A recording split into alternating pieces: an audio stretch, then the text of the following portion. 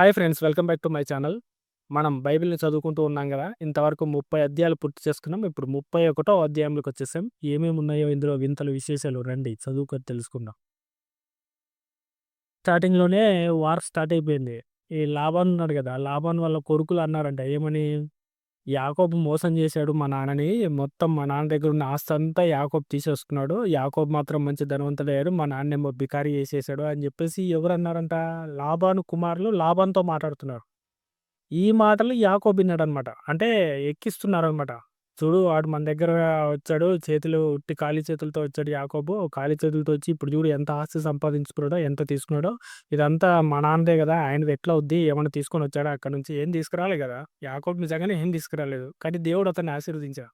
అది దానివల్ల లాబాను గూడా ఆశీర్వదించబడ్డాడు. కానీ ఆ విషయం మర్చిపోయారు. మొత్తానికైతే ఇట్లాంటివి ఉంటారనమాట కేటగిరీ. ఎలా అంటే ఆహ్ అతను వాళ్ళ కష్టం వల్ల అతను బాగుపడ్డా గూడా, అతని కష్టం వల్ల అతను బాగుపడ్డా గూడా, మా వల్లే బాగుపడ్డాడు, లేదంటే మేమే చేసామని జెప్పేసి ఇట్లా రకరకాలుగా చెప్పుకునేవాళ్ళు ఉంటారనమాట. ఇట్లా లాబాను కుమారులు లాబానుతో చెప్పడం యాకోబు విన్నాడంట. తర్వాత యాకోబు చూస్తే లాబాను మొఖం గూడా అంతా మాడిపోయిందనమాట. అంటే ఎట్లాగైనా సరే ఏమంటారు, ఇది ఇండియా కల్చర్, మనుషుల కల్చర్ ఇంత అనుకుంటా. ఎవడన్నా పక్కోడు ఎదిగాడనుకోండి, పక్కోడు మనకన్నా ఎక్కువ సంపాదించాడు, లేదంటే వాడు పెద్ద కారు కొన్నాడు, లేదంటే వాడు పెద్ద మంచి జాబ్ సంపాదించాడు. లేదంటే ఇంకోటేదో సంథింగ్ ఏంటి ఎవరు ఊహించంది అతని దగ్గర వచ్చింది సడెన్‌గా. మన దగ్గర లేనిది అతని దగ్గర ఉందనుకోండి. ఆటోమేటిక్‌గా మొఖం మాడిపోయిద్ది. అదేంటో మరి అది ముందు నుంచి ఉన్నట్టుంది. ఆ క్యారెక్టర్ మన లాబాన్‌లో కూడా కనపడిందంట. యాకోబు చూసినప్పుడు లాబాన్ ముఖం మాడిపోయేది మొత్తానికి. జరిగిందేదో జరిగింది. లాబాన్ ముఖం చిన్నపోయింది కాబట్టి వెంటనే దేవుడు మాట్లాడారనమాట యాకోబుతో. "లేవు ఇంక నువ్వు లేసి నీ తండ్రి ఇంటికెళ్ళిపో. ఇక్కడ నీకు సరిగ్గా చూసుకోవట్లేదు కదా!" అన్నట్టు దేవుడు చెప్పాడనమాట. చెప్తే వెంటనే యాకోబు ఏం చేస్తాడంటే తాను మంద మేస్తుంటాడు కదా! గొర్రెలను అక్కడికి వాళ్ళిద్దరిని పిలుపుతాడు. ఎవరిని? రాహేలును, లేయాను పిలిపించి, "ఇదిగో నీ తండ్రేమో నన్ను చాలా మోసం చేశాడు. 10 సార్లు నా జీతం మార్చాడు. అయినా సరే నేను అతన్ని ఏమనలేదు. దేవుడు కూడా నాకు హాని చేయనీయలేదు. కానీ మీ నాన్నేమో ఇలా చేశాడు. దేవుడు నాకు స్వప్నంలో మాట్లాడి చెప్పాడు. లాబాను ఏమేం చేస్తున్నాడో నేను మొత్తం చూశాను. కాబట్టి నేను నీకు తోడై ఉన్నానని చెప్పాడు. కాబట్టే లాబాను పొడలైనవి నా పిల్లలవుతాయని చెప్తే దేవుడు పొడలైన పిల్లల్నిచ్చాడు. అలాగే మచ్చలైనవి నా పిల్లలని చెప్తే మచ్చలైన గొర్రె పిల్లల్నిచ్చాడు. ఆ రకంగా నేను ఆస్తిని సంపాదించాను. దేవుడు నాకు తోడై ఉన్నాడు గానీ, మీ నాన్న చేసిన దాని వల్ల కాదు. దేవుడు నాతో స్వప్నంలో మాట్లాడి ఇలా చెప్పాడు అని చెప్పేసి యాకోబు చెప్తాడనమాట వాళ్ళతో. ఏం జరిగిందంటే యాకోబు వాళ్ళ భార్యలను తీసుకొని, ఆస్తిని తీసుకొని వెళ్ళిపోయేటప్పుడు ఈ రాహేలు ఉంది గదా! రాహేలు లాబాను ఇంట్లో లేనప్పుడు సమయం చూసి ఆ ఇంట్లో ఉన్న గృహదేవతలను దొంగిలిస్తదనమాట. అంటే అప్పట్లో ఇంటికొక గృహదేవత ఉండేదనుకుంటా. ఆ గృహదేవతను దొంగిలిస్తదనమాట. ఎవరు? రాహేలు. దాకా విషయం అయితే లాబానుకి తెలిసింది. 3 రోజుల తర్వాత తెలిసిందంట విషయం. యాకోబు లాబానుకి చెప్పకుండా పారిపోతున్నాడు, వెళ్ళిపోతున్నాడు అనే విషయం లాబానుకి 3 రోజుల తర్వాత తెలిసింది. వెంటనే లాబాను ఏం చేశాడంటే తన బంధువులను, మొత్తాన్ని జనాల్ని అందరిని ఎంటేసుకొని 7 దినాల్లో ప్రయాణమంత దూరము వెంటబడ్డాడనమాట. ఎవరిని? యాకోబుని పట్టుకోవడానికి వెంటబడ్డాడు లాబాను. అయితే ఈ మార్గమధ్యంలో స్వప్నమందు దేవుడు లాబానుతో ప్రత్యక్షమై చెప్తాడనమాట. "నువ్వు యాకోబుతో ఎక్కువ తక్కువ ఏం మాట్లాడొద్దు. నువ్వు జాగ్రత్తగుండు. మంచి గాని, చెడ్డ గాని ఏం పలకొద్దు" అని చెప్పేసి దేవుడు లాబానుకి చెప్తాడనమాట. అంటే చూడండి ఒకసారి ఆహ్, మనం గనుక దేవునికి ఇష్టంగా ఉంటే, దేవుడు గనుక మనల్ని ప్రేమిస్తే, మనం దేవుని ఆజ్ఞల్లో నడిస్తే, దేవుని కొరకు జీవిస్తే నీ శత్రువులకు కూడా దేవుడు ఒక భయాన్ని ఏర్పరుస్తాడనమాట నీ మీద. అంటే నీతో ఎలా జాగ్రత్తగా ప్రవర్తించాలి, నీ మీదకి కీడు రాకుండా ఎలా చూడాలి, నిన్ను ఎలా జాగ్రత్తగా కాపాడాలనేది దేవుడు ఎంత జాగ్రత్తగా ప్లాన్ చేస్తున్నాడో చూడండి. ఇక్కడ లాబాను వచ్చేసి యాకోబుని ఏమైనా అనొచ్చు. అంటే అతనుకున్న బాధ, అతనుకున్న కోపంలోనో ఏదో సంథింగ్ చెప్పకుండా ఎళ్ళిపోతున్నాడు అల్లుడు అనే కోపమో ఏదో ఒకటి మొత్తానికైతే నోరు జారొచ్చు ఆవేశంలో. కానీ ఆ కొంచెం కూడా నోరు జారకుండా దేవుడు ముందే ప్రీ ప్లాన్డ్‌గా జాగ్రత్తగా ఎవరి దగ్గరికి? లాబాను దగ్గరికి స్వప్నంలో ప్రత్యక్షమై చెప్తున్నాడు. "నువ్వు యాకోబుతో మంచి గాని, చెడ్డ గాని పలకొద్దని." అంటే ఎంత కేరింగ్ ఉంది చూడండి. ఎంత అంటే దేవునిలో ఉంటే ఎన్ని రకాల బెనిఫిట్స్ ఉన్నాయి. అంటే నీ మీదకొచ్చే శత్రువు కూడా లేదంటే నీవి ఎవరైనా ఏమన్నా అనాలన్నా కూడా దేవుడు ముందే ఆపేస్తాడనమాట.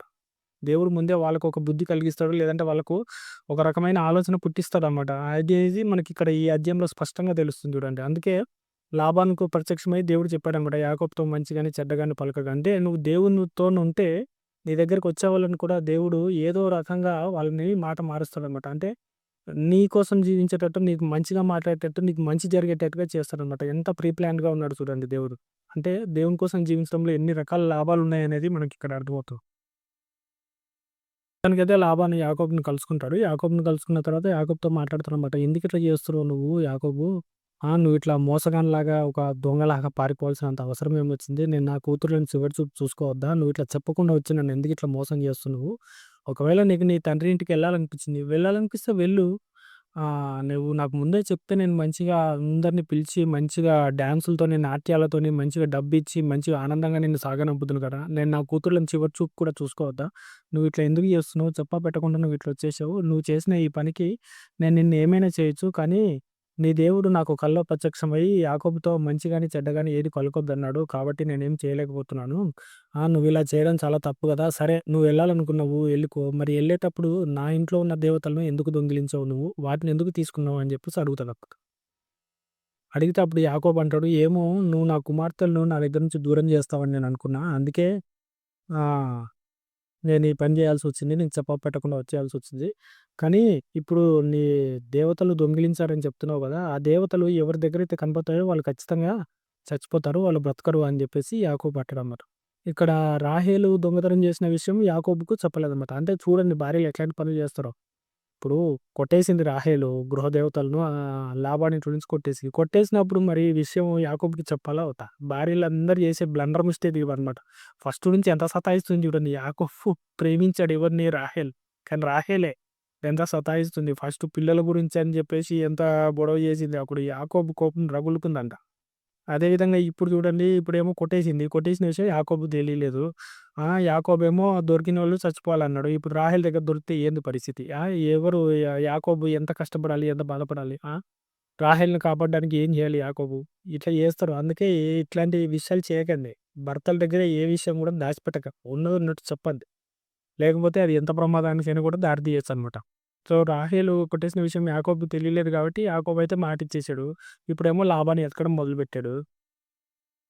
ఈ సెర్చ్ ఆపరేషన్ స్టార్ట్ అయిపోయింది. లాబానేమో ఎతకడం మొదలుపెట్టాడు.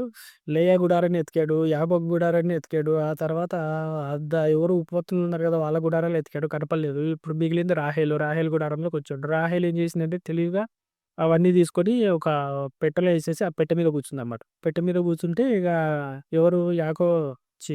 లాబానొచ్చి ఎతకడం స్టార్ట్ చేశాడు. ఎతుకుతున్నాడు. అయితే ఎతుకుతుంటే రాహేల్ చెప్తారన్నమాట. "నేను ఈ పెట్టె మీద నుంచి మాత్రం లెగను. నేను ప్రత్యేక పరిస్థితుల్లో ఉన్నాను. నన్ను ఇబ్బంది పెట్టొద్దు. నేను ఇక్కడి నుంచి లెగను" అని చెప్పేసి అంటాడన్నమాట. సరే అని చెప్పేసి ఇక లాబాను ఎతుకుతాడు. ఎంత ఎతికినా కూడా కనపడదు. ఎందుకంటే పెట్టె లోపల ఉంది కదా! పెట్టె మీద ఈమె కూర్చుంది లెగదిక. సో, ఇంక ఎతికినా కనపడకపోయేసరికి ఇక అతను బాధపడుతుంటాడు. అప్పుడు యాకోబొచ్చి యాకోబు కోపమొస్తదనమాట. "ఎందుకిట్లా నన్ను దొంగలాగా వెంటబడుతున్నావు? ఎందుకు నన్నిట్లా హింస పెడుతున్నావు నువ్వు? నేను ఏ రోజైనా నీ ఇంట్లో దొంగతనం చేశానా? నేను ఏ రోజైనా సరే నీ మందలో ఏదైనా తప్పిపోయిందా? ఏ రోజైనా నీ మేక పిల్లని గాని, నీ గొర్రె పిల్లని గాని నేను తీసుకున్నానా? నువ్వు నాకు 10 సార్లు జీతం మార్చావు. నేను నిన్ను మంద కోసం ఎంత కష్టపడ్డా, ఏదైనా సరే మందలో ఉన్నప్పుడు ఏదైనా ఒక జంతువొచ్చి నీ మందని తినేస్తే ఆ నష్టం గూడా నేనే పెట్టుకున్నాను. నీకొక్క రూపాయి నష్టం తీసుకురాలేదు. ఎన్ని సార్లు నువ్వు 10 సార్లు నా జీతం మార్చావు. రాత్రింపగలు నీ మంద కోసం కష్టపడ్డా. 20 ఏళ్ళు నీకు శ్రమ చేశాను. మీ పిల్లల కోసమేమో 14 ఏళ్ళు, మళ్ళా మంద కోసం 6 ఏళ్ళు సేవ చేశాను. ఇంత సేవ చేసి, ఇంత కష్టపడితే నువ్వు నాకిచ్చే ప్రతిఫలం ఇదా? మీ వాళ్ళెదుట నన్ను అవమానించావు. మా భార్యలెదుట కూడా నన్ను అవమానించడానికే నువ్వు ఇట్లా చేస్తున్నావా? ఎందుకిట్లా చేస్తున్నావు నువ్వు? అని జెప్పేసి యాకోబు లాబానుతో అంటాడనమాట. దేవుడు నాకు తోడై ఉండకపోతే నువ్వు నన్ను ఖచ్చితంగా ఒట్టి చేతులతోనే పంపించేస్తావు నువ్వు. దేవుడు నాకు తోడై ఉన్నాడు కాబట్టి ఈ మంద, ఈ ఆస్తి అంతా నాకొచ్చింది. కాబట్టే దేవుడు నీతో రాత్రి పలికాడు. నువ్వు యాకోబుతో మంచి గాని, చెడ్డ గాని పలకొద్దని జెప్పేసి లాబానుతో అంటాడనమాట యాకోబు. లాబాను అంటాడు గదా! ఏం జేయాలి మరి ఇక? నేనేం మాట్లాడడానికి ఏముంది? ఇప్పుడున్న కుమార్తెలు నా కుమార్తెలు. ఈ మందంతా నా మంద ఒకప్పుడు. కానీ ఇప్పుడు నేనేం చేయలేను. సరే ఇక జరిగిపోయిందేదో జరిగిపోయింది. మనిద్దరం కలిసి ఒక ఒప్పందం చేసుకుందాం రా అని జెప్పేసి అక్కడ ఒక రాళ్ళ కుప్ప పెరిచి దాని మీద ఒప్పందం చేసుకుంటారనమాట. ఆ రాళ్ళ కుప్పకు గలేదు అని పేరు పెడతారు. మిస్పా అని పేరు పెడతారు. అంటే సాక్షి కుప్ప అని అర్థం అనమాట. అంటే ఇప్పుడు ఇక మనం వెళ్ళిపోతున్నాము. నువ్వు ఒక దిక్కెళ్ళిపోతున్నావు. నేను ఒక దిక్కెళ్ళిపోతున్నాను. మన మధ్యన ఎవరు లేరు. దేవుడే మనకు తోడు. ఈ రాళ్ళ కుప్పే దానికి సాక్ష్యము. మనము ఇద్దరం ప్రమాణం చేసుకున్నాం అని చెప్పేసి ఇద్దరు మాట్లాడుకుంటారనమాట. మాట్లాడుకొని భోజనం చేసి కుప్ప సాక్షిగా లాబానోడిని ఏమంటాడంటే, "నువ్వు నా కుమార్తెను పెళ్లి చేసుకున్నావు కదా! ఇంకా మళ్ళీ ఎవరిని పెళ్లి చేసుకోకూడదు. నేను లేను గదా!" అని చెప్పేసి నువ్వు ఇష్టం వచ్చినట్టు చేయకుండా ఈ కుప్పనే మనకు సాక్షి అని చెప్పేసి యాకోబుతో చెప్తాడనమాట లాబా. అట్లా ఇద్దరూ నేను నీ జోలికి రాను. నువ్వు నా జోలికి రావద్దని చెప్పేసి ఇద్దరు ప్రమాణం చేసుకొని అక్కడి నుంచి వేరైపోతారనమాట. అక్కడి నుంచి వేరైపోయిన తర్వాత ఇక నాహోరు ఆ రాత్రి ఉండి తర్వాత రోజు పొద్దున వాళ్ళ భార్యలను వచ్చి వాళ్ళ కుమార్తెలను మంచిగా దీవించి వాళ్ళని ముద్దు పెట్టుకొని అందరికీ క్షేమ సమాచారం చెప్తే అక్కడి నుంచి లాభాన్ని వెళ్ళిపోతారు. దీంతో మనకు 31 అధ్యాయం కూడా పూర్తయిపోయింది. నెక్స్ట్ మనం 32 అధ్యాయంలో కలుసుకుందాం. మీకు గనక ఈ అధ్యాయంలో ఏమన్నా సందేహాలున్నా, ఏమన్నా డౌట్లున్నా సరే కామెంట్ చేసి చెప్పండి. మీరు కూడా మాతో పాటు బైబిల్ జర్నీని పూర్తి చేయాలనుకుంటే సబ్స్క్రైబ్ చేసుకోండి. హైప్ బటన్ కనిపిస్తే హైప్ కూడా చేయండి. ఎవరికైనా ఉపయోగపడుతుంది అనుకుంటే షేర్ చేయండి.